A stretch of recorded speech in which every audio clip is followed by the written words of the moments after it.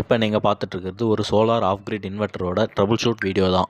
அரக்கோணம் லொக்கேஷன்லேருந்து ஒரு கஸ்டமர் கால் பண்ணி ரொம்ப நாளாக யூசேஜில் இல்லாத ஒரு சோலார் ஆஃப் கிரிட் இன்வெர்ட்டர் அதை எப்படி ஒர்க்கிங் கொண்டு வரலான்ட்டு செக் பண்ண சொல்லி எங்கள்கிட்ட கேட்டிருந்தார்.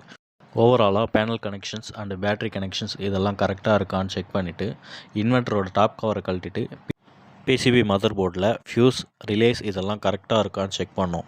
இன்வெர்ட்டர் பேக்கப் மோடில் இருக்கும்போது பேட்ரிஸில் என்ன வோல்டேஜ் வருது அப்படின்றத மல்டிமீட்டர் வச்சு செக் பண்ணிட்டு இருந்தோம். ஃபஸ்ட்டு ஒரு பேட்ரி 12 வோல்ட் வரத்துக்கு 0.5 வோல்டேஜ் தான் இருந்தது.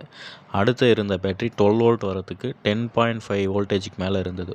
ஸோ ஓவராலாக 2 பேட்டரியில் ஒரு பேட்ரி ஃபுல் டெட் ஆகியிருந்தது.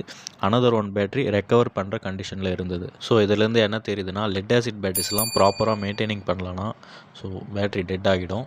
ஒரு குறிப்பிட்ட ஃப்ரீக்வெண்ட் டேஸுக்கு ஒரு தடவை அதில் இருக்கிற வாட்டர் லெவல் இண்டிகேஷனை செக் பண்ணிவிட்டு ஸோ நம்ம டிஸ்டில் வாட்டரை ஆட் பண்ணிட்டு வரணும். பேட்ரி ஒர்க்கிங்கில் இல்லாததுனால அடிஷ்னலாக 24 வோல்ட் எக்ஸ்டர்னல் சோர்ஸ் இன்வெர்ட்டருக்கு இன்புட்டாக கொடுத்துட்டு ஸோ பேக்கப் ஒர்க் ஆகுதான்னு செக் பண்ணோம். மதர் போர்டில் ஏதோ ஃபால்ட் இருக்குது. 24 வோல்ட் டு 230 வோல்ட்டாக மாற்றுற கன்வர்ஷன் போர்டில் ஏதோ ப்ராப்ளம் இருக்குது. இந்த மாதிரி இன்ட்ரெஸ்டிங்கான வீடியோஸ்க்கு எங்களை